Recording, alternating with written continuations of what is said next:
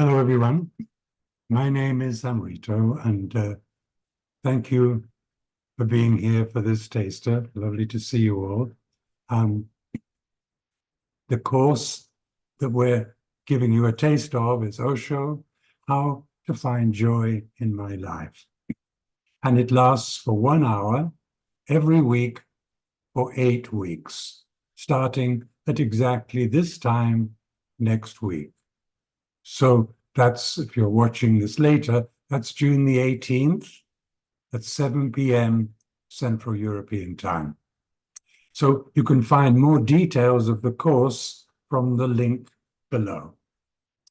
And each week, between the sessions, we're going to have some homework, including a daily 5-minute exercise, a relaxation exercise that becomes a little more challenging each week.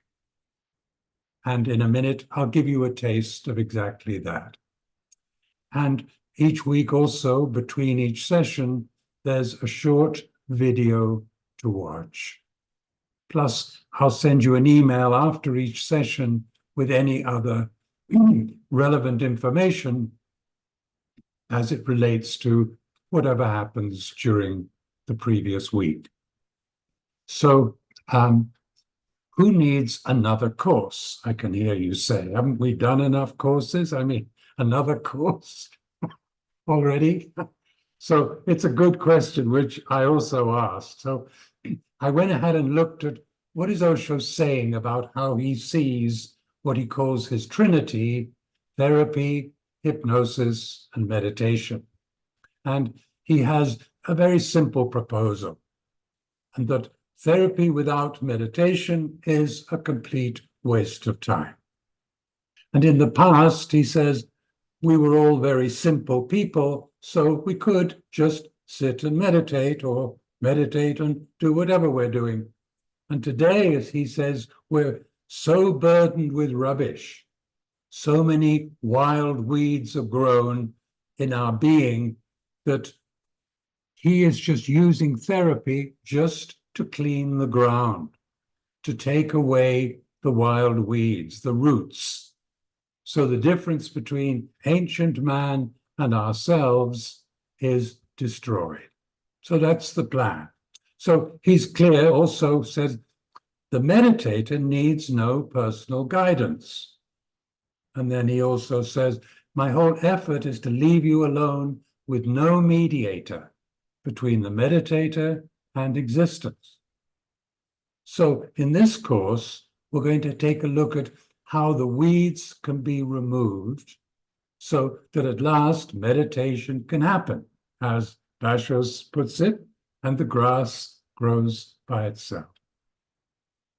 And Osho's also clear, we're born with the potential to reach the ultimate consciousness, to discover the truth, to live a life of bliss and joy. So what happens? Hardly any of us manage to fulfill this potential. Something he describes as a very ordinary human experience, and that among millions of people, perhaps one should miss, and that it will not be something rare that happens once in a while only to somebody very special. So why not us? The weeds. Okay. So we definitely need to check out the weeds. So the first step in this course is to find out, what are all these weeds? Because clearly we're described as being born in great shape. And then we all end up as messed up adults. So what happened? What's actually going on? So the first really interesting kind of area of weeds is the trick that makes us obedient. That's a very subtle game, which kind of is the prelude to everything that follows. It's kind of the original crime scene, okay? And once we've agreed and surrendered and agreed to do what we're told, then how did that influence the next step? The development of the mind, the ego, the personality. all full of other people's invented beliefs. Then how do we get persuaded to identify with this completely fabricated cabaret that we call me? Moi? Fabricated? It's such a catastrophe that it is really important that we drill down and understand it. And by the way, of course, understanding, Osho uses the word understanding even more than the word meditation. You'll be shocked to hear, but he doesn't mean what we mean by understanding, yakety, yakety, yak.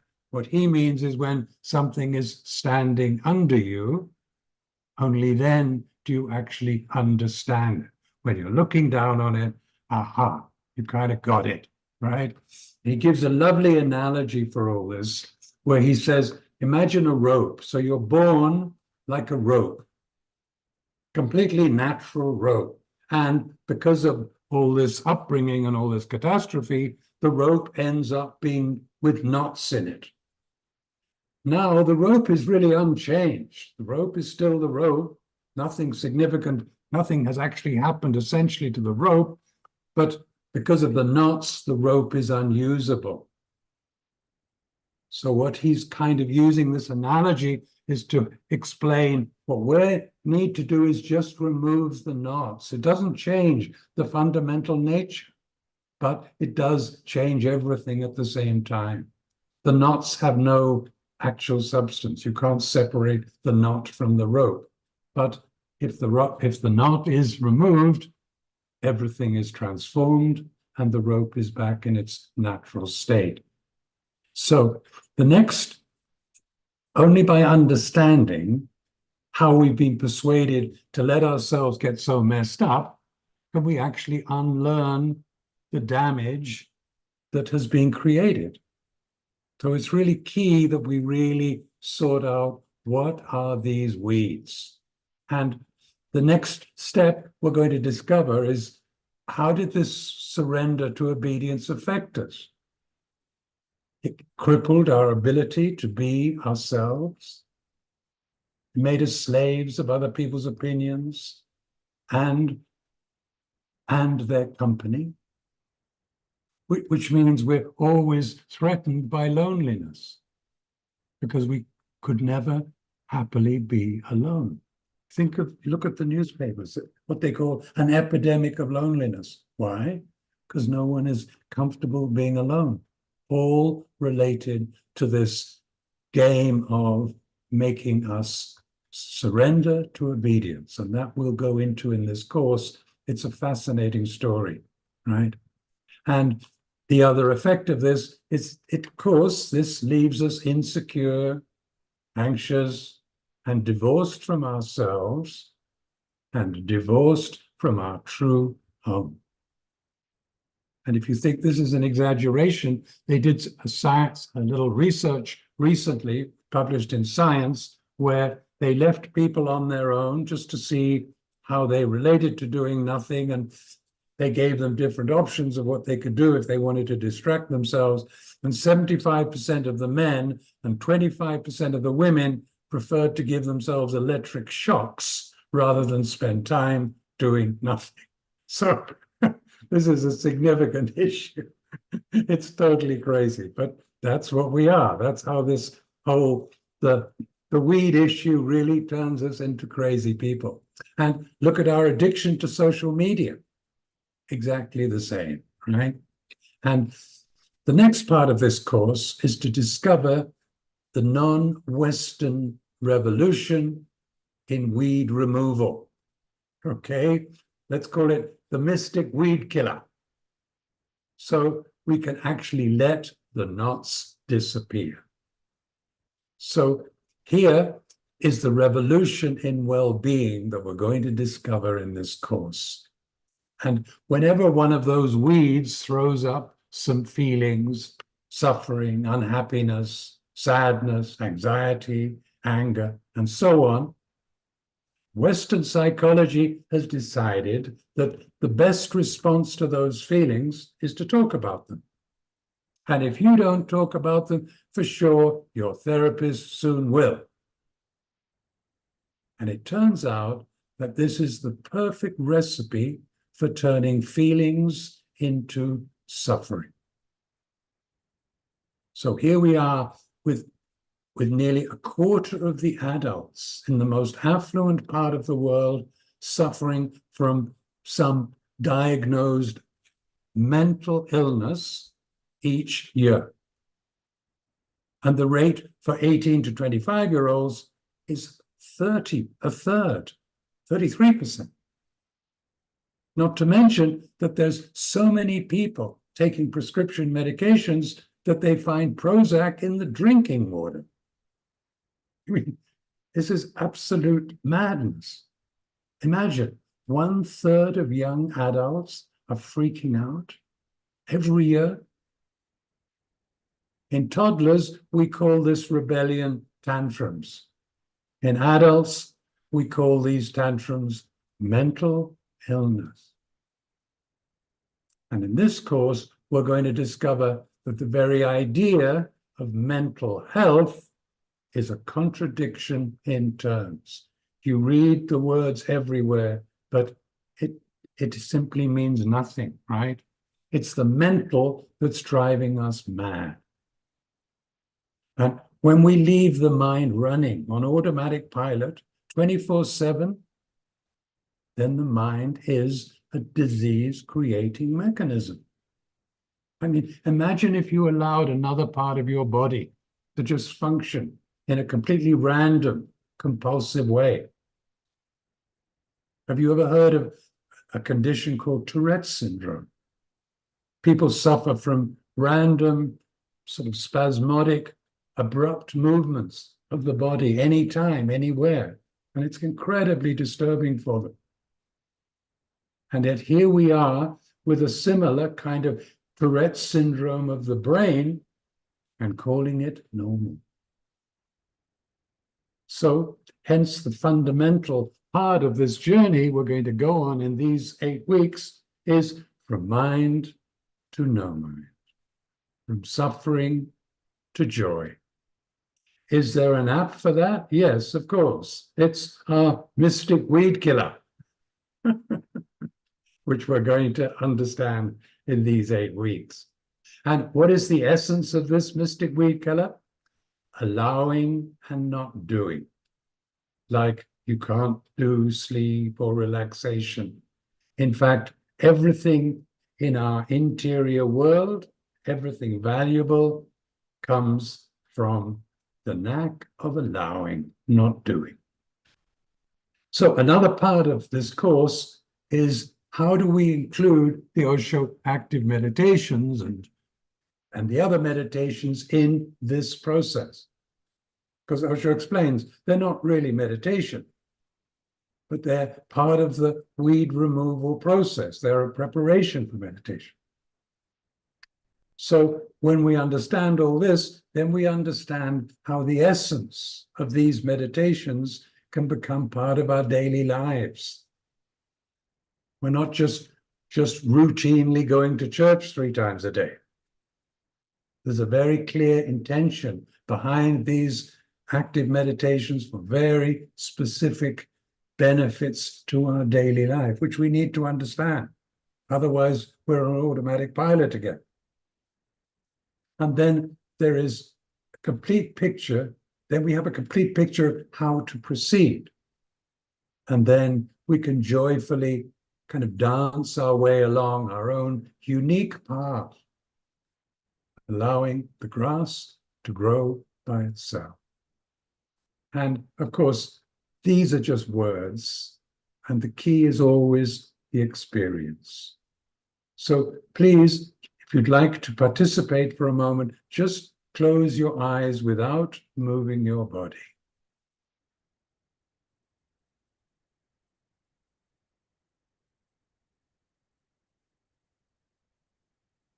You notice that the moment I said close your eyes, you immediately brought your awareness to your body and moved into a more comfortable position. A wonderful reminder that awareness itself moves us from the unnatural discomfort to natural comfort. It's true in all aspects of our lives. And the next thing I want you to notice is that any bodily sensation can only happen now. If you have an itch, it can only be now, not tomorrow. You cannot be hungry yesterday. So now, notice your right foot. Whatever it's touching, or whatever is touching it. Again, notice you can only feel your foot now, not tomorrow, only now. And now notice your left hand.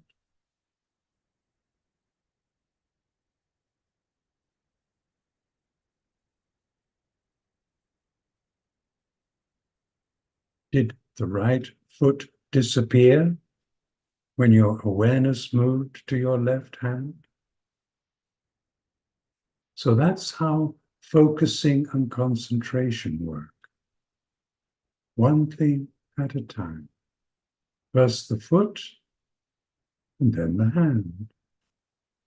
And as we allow ourselves to relax, which is the opposite of concentration and focusing, the opposite, we discover we can notice many things at the same time.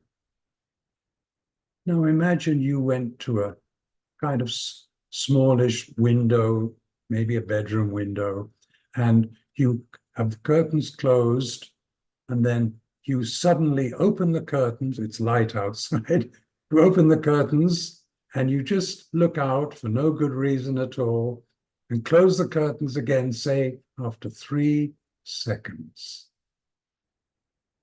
Just appreciate how many different things you've just noticed.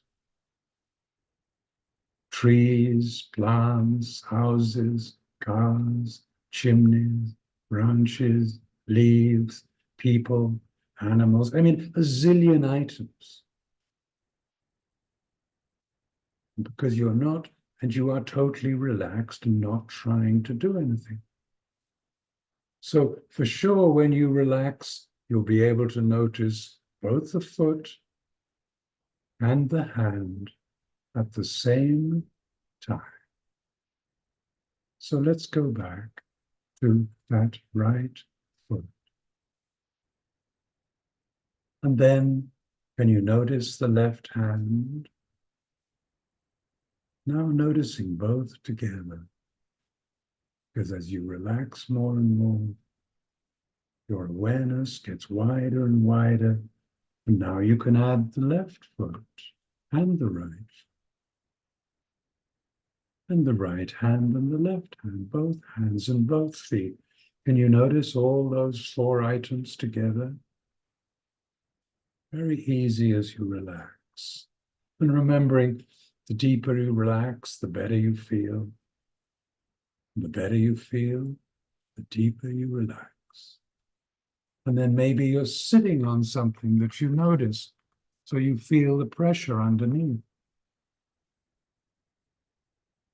Can you include the chair, the cushion beneath you, as well as both hands and both feet? And maybe there's a chair supporting you from behind. So we've got a chair behind, a chair beneath you, 2 hands, 2 feet. And maybe there's some sounds in the room, apart from this voice, an air conditioner, a fan, the traffic outside, an airplane going over. Any bodily sensation has to be happening now. And as long as you're here now, you're bound to be relaxed and at ease. And maybe there's some smells. Maybe there's a lovely Italian restaurant nearby. And then as soon as I say that, the mind comes in, spaghetti, So you just ignore any thoughts and allow your awareness to return to your bodily sensations. And as you sit there very still for a while, the feet don't send you any messages at all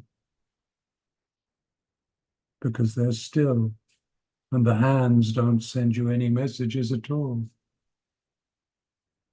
So at least the breathing is still there, and you can feel the breath coming in and going out, coming in and going out. At the end of every exhalation, there's that gap, isn't there, before the inhalation. And by now, that gap is getting very, very silent. Little taste of nothingness, complete relaxation, a lovely sense of let go. And there may be thoughts tapping on the window, wanting your attention. You just ignore them and allow your awareness to return to the bodily sensations. As long as your awareness is here with the body, the mind cannot join you. So now you know there's a safe haven where you can just be here, relaxed with yourself.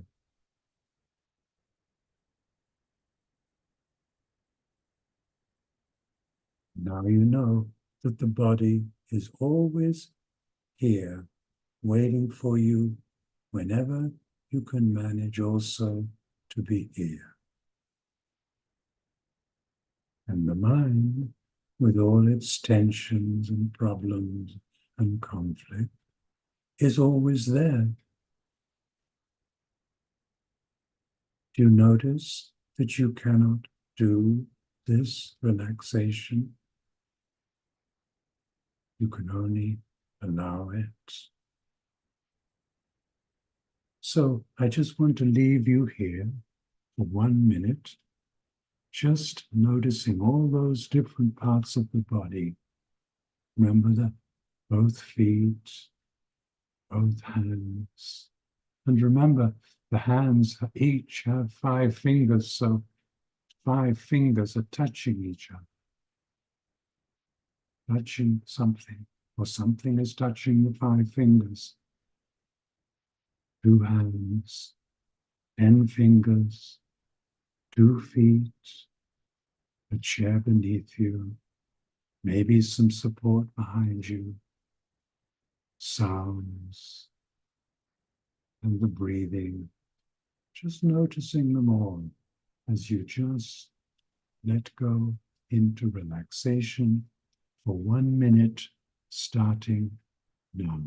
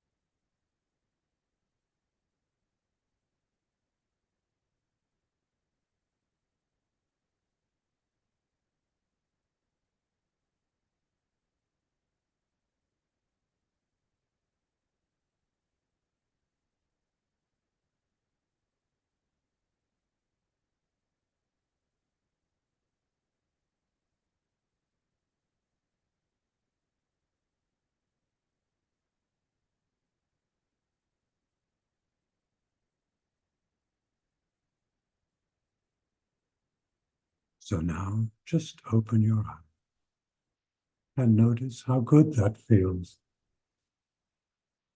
So now you know, so easy, so possible, and the body is with us 24/7, available anytime.